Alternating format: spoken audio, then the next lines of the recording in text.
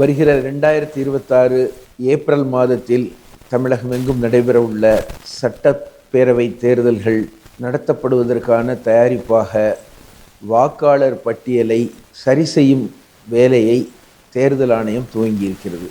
இந்த பணி துவங்கியதற்கு பின்னால் இருக்கக்கூடிய விவரங்களும் அரசியலும் அது எழுப்பியிருக்கக்கூடிய கேள்விகளையும் நாம் விவாதிக்க வேண்டியது உள்ளது.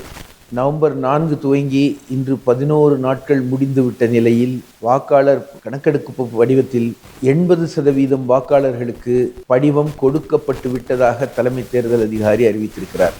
டிசம்பர் 4ஆம் தேதி 2025 இந்த கணக்கெடுப்பு படிவம் நிரப்பி கொடுத்து அதன் மூலமாக வாக்காளர் பட்டியலை சரி செய்கிற பணி முடியப் போகிறது. தமிழக மக்கள் மிகவும் பதட்டத்துடன் இருக்கிறார்கள். கட்சி, ஜாதி, மதம், அரசியல் இவை அனைத்திற்கும் அப்பாற்பட்டு நம்முடைய வாக்குரிமை பறிபோய் விடுமோ என்ற அச்சத்தில் தமிழக வாக்காளர்கள் இருக்கிறார்கள். ஏனென்றால் சுதந்திர இந்தியாவில் பொது தேர்தல்கள் என்ற நிலைமை வந்ததற்கு பின்னால் அனைவருக்கும் வாக்குரிமை என்பது உத்தரவாதப்படுத்தப்பட்டிருக்கிறது. இன்று வாக்காளர் பட்டியலை தூய்மை செய்கிற பணி நடக்கும்போது நம்முடைய வாக்குகள் விடுபட்டு போய்விடுமோ என்ற அச்சத்தில் தமிழக மக்களை தள்ளி இருக்கிறார்கள். இந்த நிலைமை ஏன் ஏற்பட்டது என்பதை விவாதிப்பதற்காகத்தான் நாம் இங்கே இருக்கிறோம். இன்று அரசியல் ரீதியாக இந்த வாக்காளர் பட்டியலை சரி செய்வது, தூய்மைப்படுத்துவது, இறுதி செய்வது என்பது ஒரு புறம், அதற்கு சில காரணங்கள் இருக்கிற போது நடைமுறையில் வாக்காளர்களுடைய உரிமையை உறுதி கொள்வதற்கு நாம் என்ன செய்ய வேண்டும் என்ற இன்னொரு பகுதியும் இருக்கிறது. முதலில் அரசியல் ரீதியாக பிரதான கட்சிகள் ஏன் இந்த வாக்காளர் பட்டியலை சரி செய்யும் பணியை எதிர்க்கிறார்கள், கூட்டம் போடுகிறார்கள், ஆர்ப்பாட்டம் நடத்துகிறார்கள், நீதிமன்றத்தில் வழக்கு தொடுக்கிறார்கள் என்பதற்கான விவரங்களை தெரிவிக்க வேண்டியிருக்கிறது. கடந்த நடந்து முடிந்திருக்கிற பீகார் சட்டமன்ற தேர்தலுக்கு முன்னதாக இந்த பிரச்சனை துவங்கியது. முதலாக பீகாரில் வாக்காளர் பட்டியலை சரி செய்யும் பணி சிறப்பு தீவிர திருத்தம் என்ற பெயரில் துவங்கப்பட்டது நாம் அறிவோம். அதில் பல குழப்பங்களும் குழப்படிகளும் ஏற்பட்டு ஆளும் கட்சியினுடைய உள்நோக்கங்களை அம்பலப்படுத்தி மக்களுக்கு வாக்குரிமை கிடைப்பதை உத்தரவாதப்படுத்துவதற்காக இந்தியா பிளாக்கினுடைய கட்சிகள் மிகப்பெரிய ஆர்ப்பாட்டத்தையும் போராட்டத்தையும் நடத்தி அந்த வாக்காளர் பட்டியல் சரி செய்யும் நடவடிக்கை இறுதி செய்யப்பட்டு இன்று தேர்தல் நடந்து முடிந்திருக்கிறது. பீகாரில் நவம்பர் 11ஆம் தேதி இறுதிக்கட்ட தேர்தல்கள் நிறைவுற்று இன்று நவம்பர் 14 அன்று தேர்தல் முடிவுகள் வெளிவந்து கொண்டிருக்கக்கூடிய சூழலில் அரசாங்கம் அதை அடுத்த கட்டத்துக்கு தள்ளுகிற வேலையை அக்டோபர் மாத இறுதியிலேயே துவங்கிவிட்டார்கள். பீகாரில் நடத்தியதோடு மட்டுமில்லாமல் இந்த சிறப்பு தீவிர திருத்தத்தை 12 மாநிலங்களில் நடத்துவதற்கு முன்முயற்சி எடுத்து அதற்கான மாநிலங்களுடைய தலைமை தேர்தல் அதிகாரிகளுடைய கூட்டத்தை நடத்தி இந்த பணியை எப்படி செய்ய வேண்டும் என்ற பயிற்சியை கொடுத்திருக்கிறார்கள். அதன் அடிப்படையில் தமிழகத்தில் நவம்பர் மாதம் 29ஆம் தேதி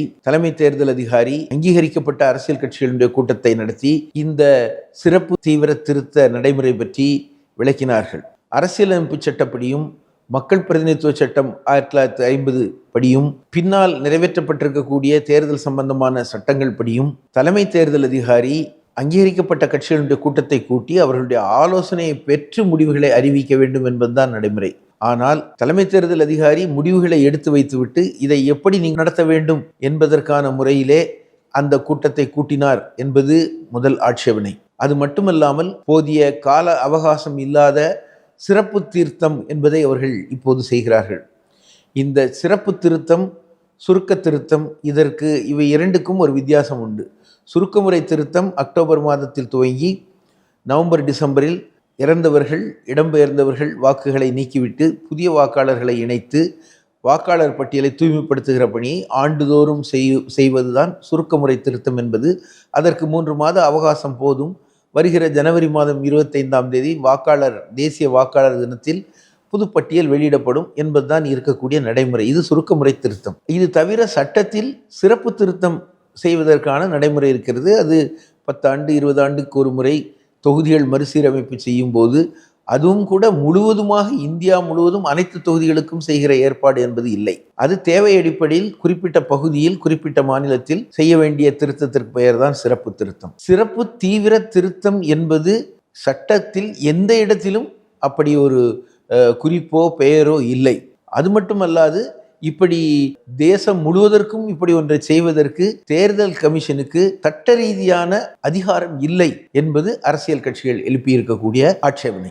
அதை மீறி தலைமை தேர்தல் அதிகாரியும் அரசு இயந்திரமும் இந்த தேர்தல் வாக்காளர் பட்டியலை சரி செய்யும் பணியை துவங்கும் போது அதற்கு எதிரான எதிர்ப்பு நடவடிக்கைகளை திட்டமிடுவதற்காக அனைத்து கட்சி கூட்டம் நடைபெற்று அந்த கூட்டத்தில் இதை எப்படி எதிர்கொள்வது என்று விவாதிக்கப்பட்டது. ஒரு சிறப்பு திருத்தமோ சிறப்பு தீவிர திருத்தமோ பெயர் என்னவாக இருந்தாலும் செய்யப்படுவது நல்லதுதானே என்ற கேள்வி மக்கள் மத்தியில் எழலாம். அது உரிய அவகாசம் 6 மாதம் 1 வருட காலம் கொடுத்து மிகவும் துல்லியமாக அனைத்து விவரங்களும் நிரப்பப்பட்டு அதற்கு தேவையான பணியாளர்களை நியமித்து உரிய காலத்தில் அதை செய்தால் அதில் அரசியல் கட்சிகளுக்கு ஆட்சேபனை இருக்க நியாயமில்லை. ஆனால் இந்த சிறப்பு தீவிர திருத்தம் என்பது ஒரு உள்நோக்கத்தோடு செய்வதனால் குறைந்த அவகாசத்தில் அதிரடியாக 30 நாட்களுக்குள் இந்த பட்டியலை திருப்புவது என்பது மனித முயற்சிக்கு சாத்தியமில்லாத விஷயம் என்பதை கணக்கில் கொள்ளாமல் அவர்கள் அதை நிறைவேற்ற முயற்சி செய்கிறார்கள் என்பது அரசியல் கட்சிகள் ஆர்ப்பாட்டம் நடத்துவதற்கும் எதிர்ப்பதற்குமான காரணம்.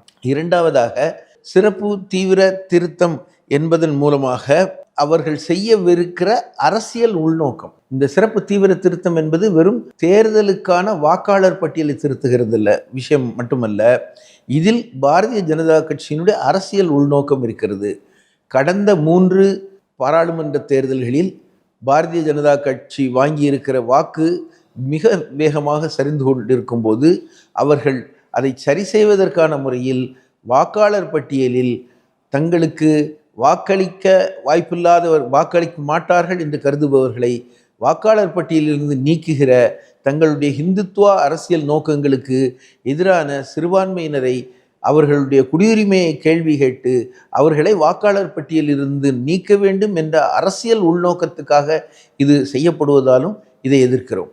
அவர்களுக்கு 2014ஆம் ஆண்டு நடைபெற்ற பாராளுமன்ற தேர்தலில் 282 பாராளுமன்ற உறுப்பினர்களுக்கான சீட்டும் அவர்களுக்கு 31% வாக்குகளும் கிடைத்திருந்தன.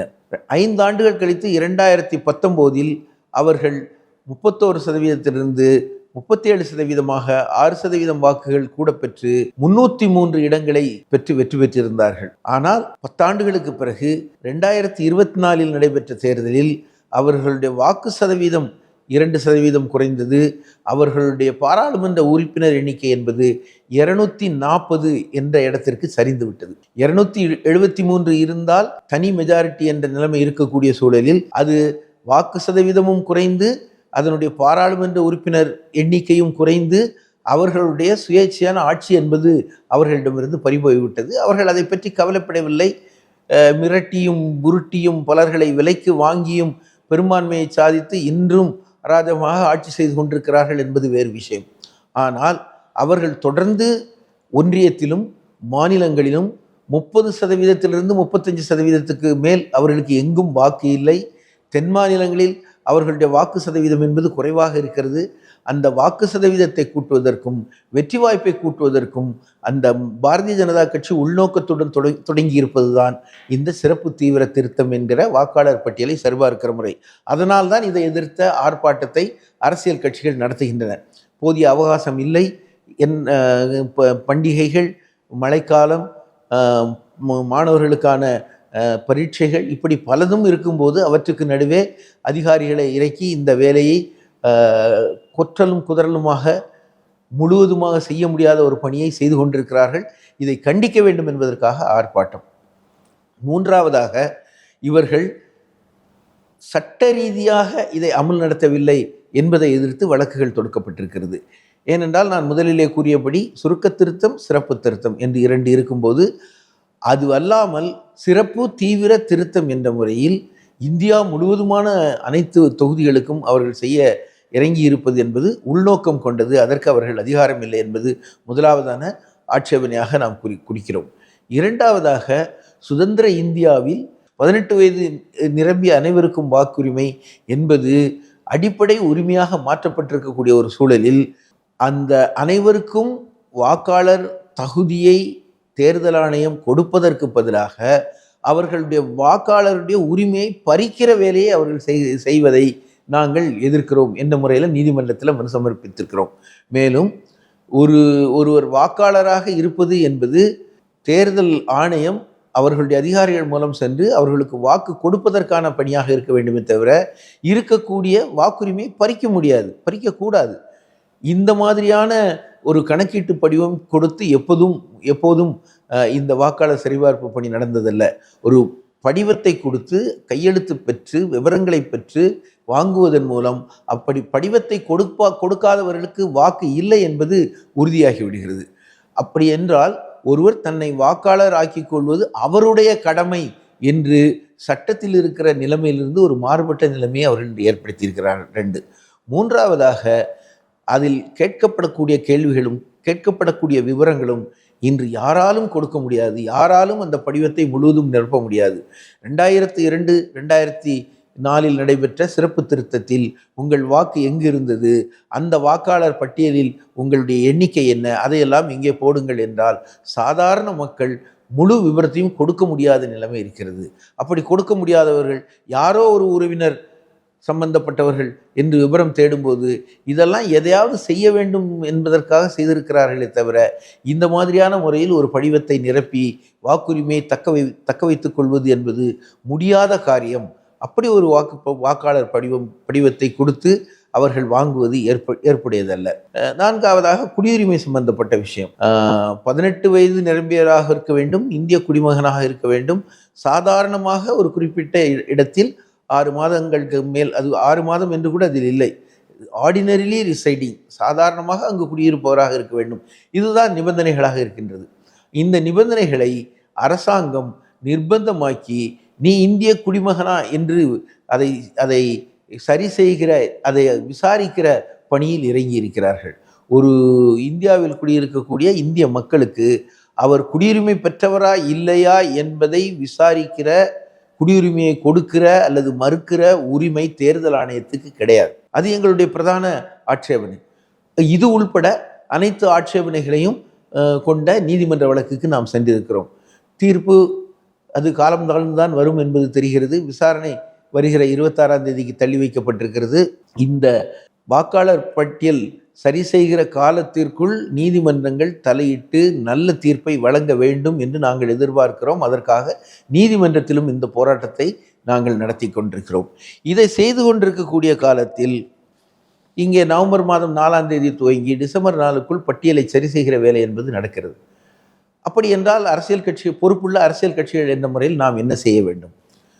அரசியல் ரீதியான எதிர்ப்பு, அரசியல் உள்நோக்கத்தை அம்பலப்படுத்துவது, சட்ட ரீதியாக அதை நீதிமன்றத்திலே கேள்வி கேட்பது, மக்கள் மன்றத்திலே போராட்டம் நடத்துவது என்பதை ஒரு பக்கம் செய்து கொண்டே, இன்னொரு பக்கத்தில் இது நடைமுறையில் அமலாகிக் கொண்டிருக்கும் போது ஒவ்வொருவருடைய வாக்குரிமையும் தக்க வைக்க வேண்டும் என்ற முறையிலே நம்முடைய வாக்குச்சாவடி நிலை முகவர்கள் மூலமாகவும் தொகுதிக்குள்ளும் மக்களுக்கு உதவி செய்து இந்த வாக்காளர் பட்டியலில் அவர்கள் இடம்பெறுவதை உத்தரவாதப்படுத்த வேண்டும் என்றும் அரசியல் கட்சிகள் அவர்களுடைய ஊழியர்களுக்கும் அவர்களுடைய முகவர்களுக்கும் தாக்கீது கொடுத்திருக்கிறார்கள். இப்போ அந்த முறையில் இப்போ வந்திருக்கிற படிவங்களை எப்படி நிரப்புவது, அதில் இருக்கிற சந்தேகங்களை எப்படி தெளிவு செய்து கொள்வது என்பது மிகப்பெரிய பிரச்சனையாக இருக்கிறது.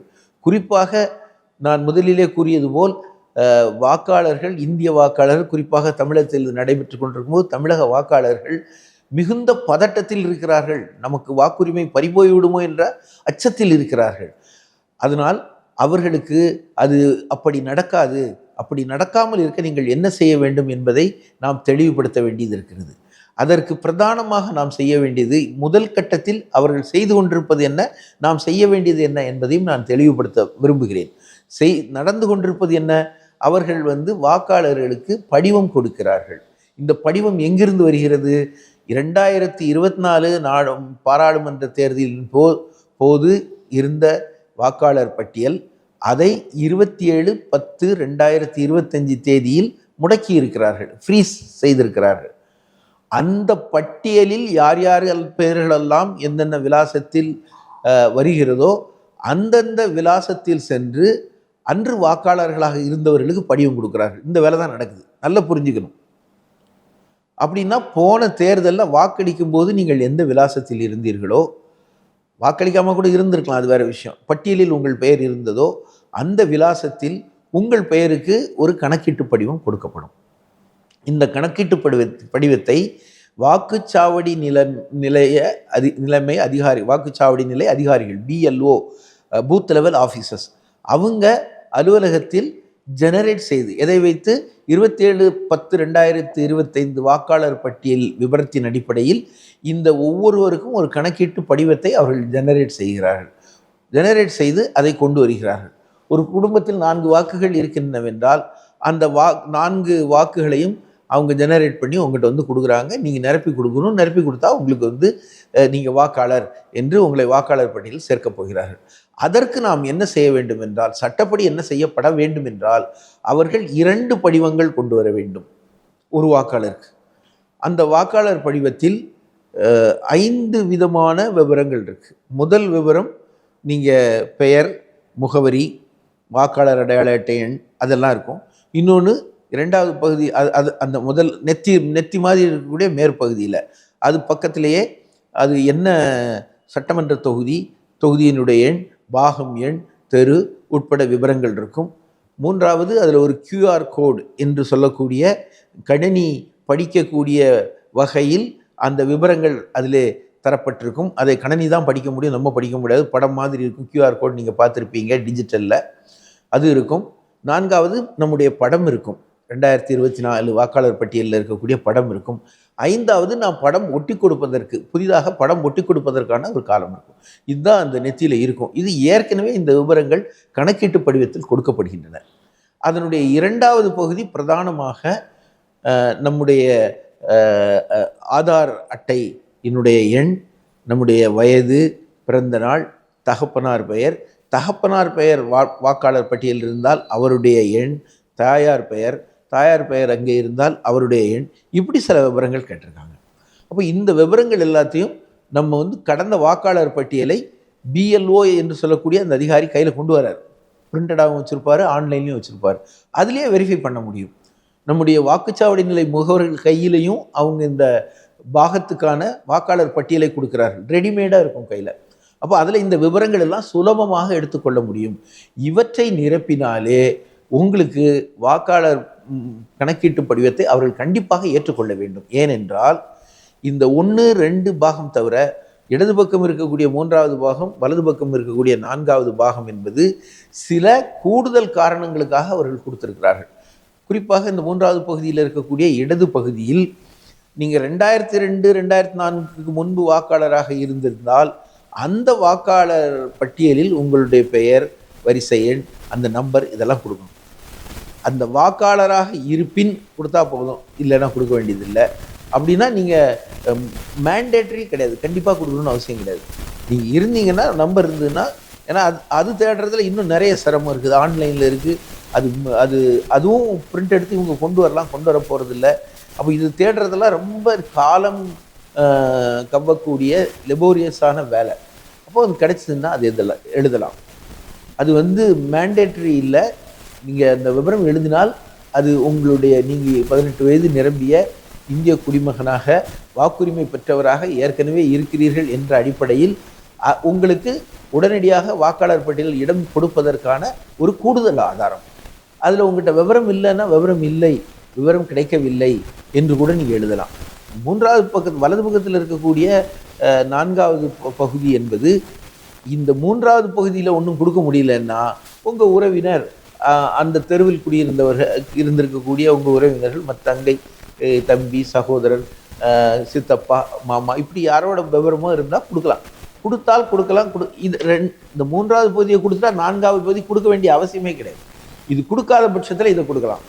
அதுலேயே கூட அவங்க வந்து ஒரு ஸ்டார் போட்டு இதெல்லாம் மேண்டேட்ரி என்று படிவங்களில் சொல்வது உண்டு. எந்தையும் மேண்டேட்ரி என்று அவங்க சொல்லலை.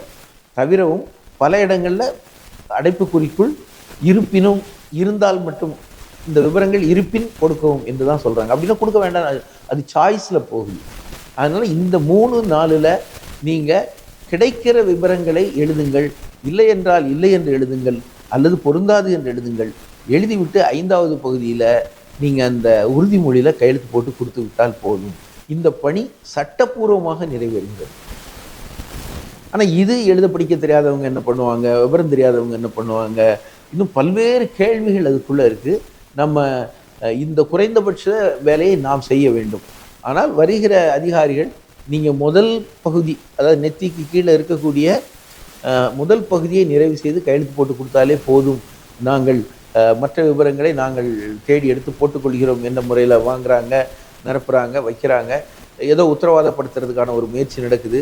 பட் இதெல்லாம் எந்த அளவுக்கு உங்கள் வாக்கை உறுதி செய்யும் என்பதை நீங்கள் தான் பார்த்துக்கணும். நீங்கள் வந்து அங்கே வாக்குச்சாவடி நிலை முகவர்களும் வாக்குச்சாவடி நிலை அதிகாரிகளும் அவர்களோடு ஒருங்கிணைந்து இதை தூய்மையாக கொடுப்பதற்கு முயற்சி செய்வது நல்லது. கொடுக்காட்டா ஒன்றும் ஆகாது. இந்த 2-3 கீழே இருக்கிற விவரங்கள் நீங்கள் முதல் விவரங்களை சரியாக கொடுக்கணும். இதுதான் நீங்கள் பட்டியலில் உள்ளே போகிறதுக்கான வேலை. இப்போ இது முடிஞ்ச உடனே அவர் வந்து என்ன பண்ணுறாருன்னா, 2 சீட்டு கொண்டு வரணும்னு சொன்னேன். அவர் வந்து அந்த QR கோடில் ஸ்கேன் பண்ணுறாரு, ஸ்கேனர் வச்சுருக்காரு, ஸ்கேன் பண்ணுறாரு.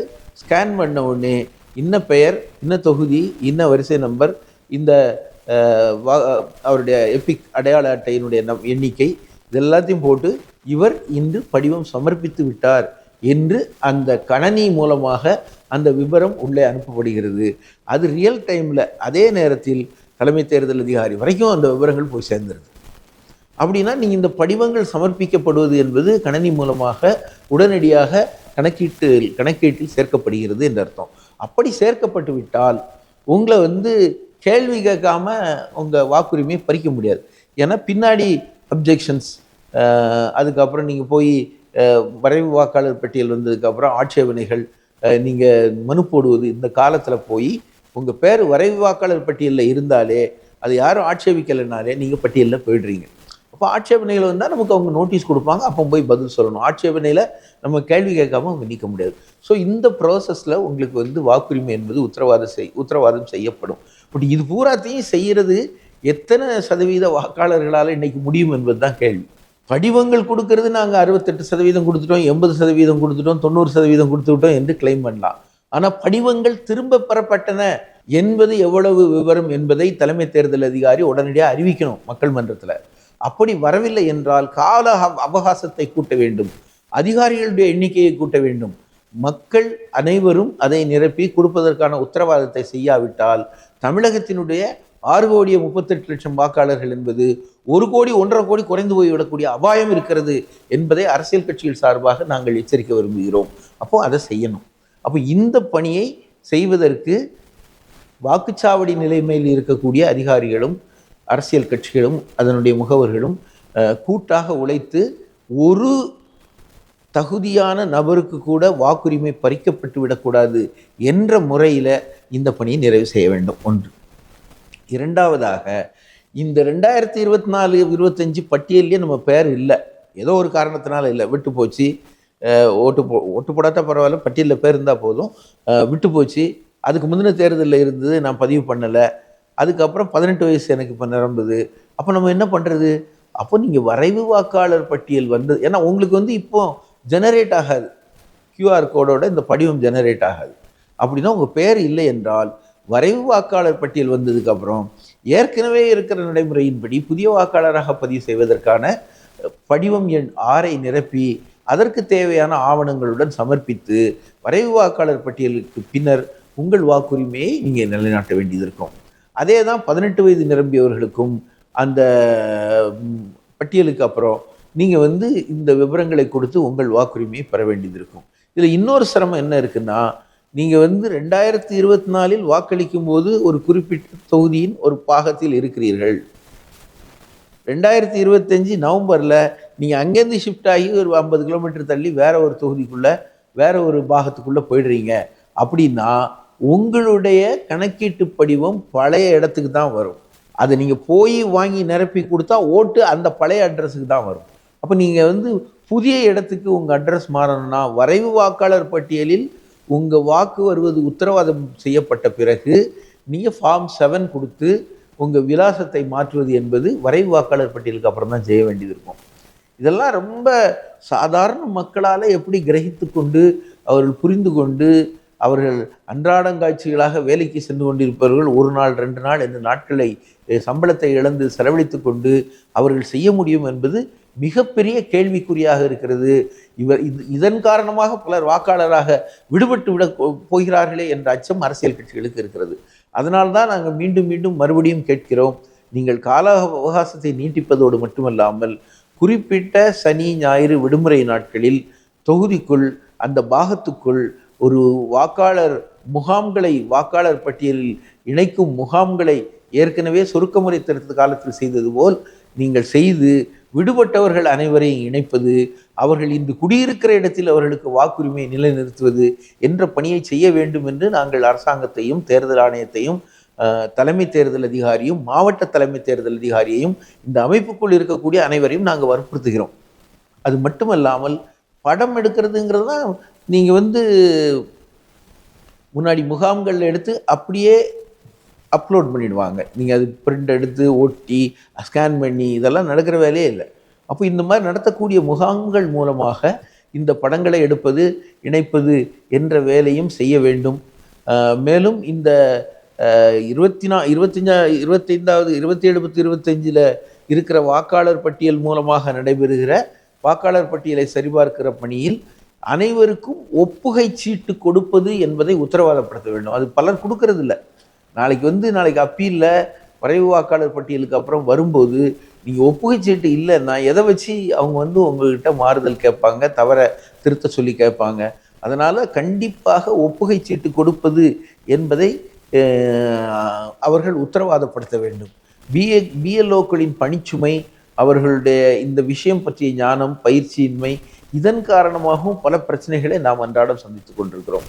எனவே தேர்தல் ஆணையம் இது விஷயத்தில் எடுத்தேன் கவிழ்த்தேன் என்று இல்லாமல், ஏதோ ஒன்றை செய்தோம் என்று இல்லாமல், சரியாக இந்த பணியை செய்வதற்கு அரசியல் கட்சிகளோட ஆலோசனையை நிறைவேற்ற வேண்டும் என்ற கோரிக்கையை நாங்கள் வலியுறுத்த விரும்புகிறோம். அரசியல் ரீதியான எங்களுடைய எதிர்ப்பு என்பது உறுதியாக தமிழகத்தில் எல்லா சிறுபான்மையினர் உள்ளிட்ட இந்தியாவில் குடியிருக்கக்கூடிய மக்களுடைய வாக்குரிமை இழக்கப்பட்டு விடக்கூடாது என்பதற்கான போராட்டத்தை களத்தில் இறங்கி அரசியல் கட்சிகள், அங்கீகரிக்கப்பட்ட அரசியல் கட்சிகள் என்ற முறையில் நாங்கள் நடத்துவோம், தொடர்ந்து நடத்துவோம் என்பதையும் உத்தரவாதமாக சொல்ல விரும்புகிறோம். எங்களுடைய வாக்குரிமை அது இழக்கப்படத்தக்கதல்ல. வாக்குரிமையை இழப்பதற்கு மக்கள் தயாராக இல்லை. வாக்குரிமையை நிலைநாட்டுவோம் என்ற உறுதியுடன் இந்த வாக்காளர் பட்டியல் சரிபார்க்கும் பணியில் அரசியல் கட்சிகளும் வாக்காளர்களும் ஈடுபடுவோம். என்ன விலை கொடுத்தாகினும் தமிழக மக்களின், அனைத்து குடிமக்களின் வாக்குரிமையை உத்தரவாதப்படுத்துவதற்கான முறையில் அரசியல் கட்சிகள் தொடர்ந்து போராடி அந்த பணியை செய்யும்.